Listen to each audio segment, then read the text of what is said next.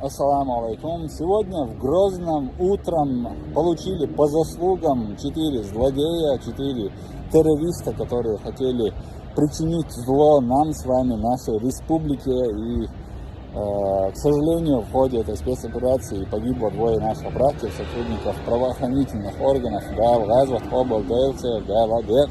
Они погибли за нас с вами, за мир в Чеченской республике, за то, чтобы мы спокойно жили на этой земле. Но свое должны получить и всякие крысы натуральные, которые, сидя по норам, своими этими пальчиками печатают всякие, устраивают провокации, выдвигают какие-то безосновательные суждения, обвинения. От них льется буквально поток оскорблений на разных площадках, повторюсь, не только в соцсетях.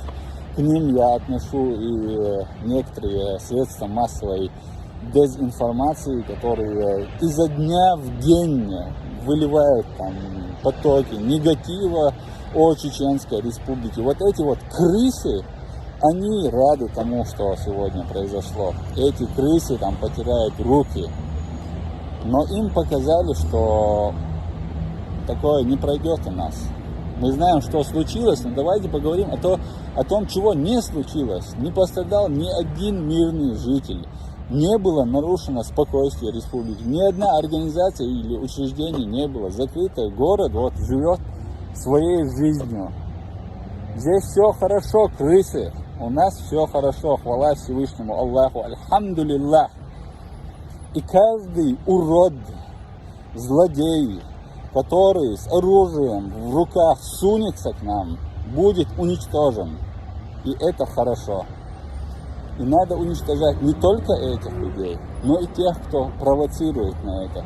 Тех, кто своими безответственными действиями хотят подорвать мир на этой чеченской земле.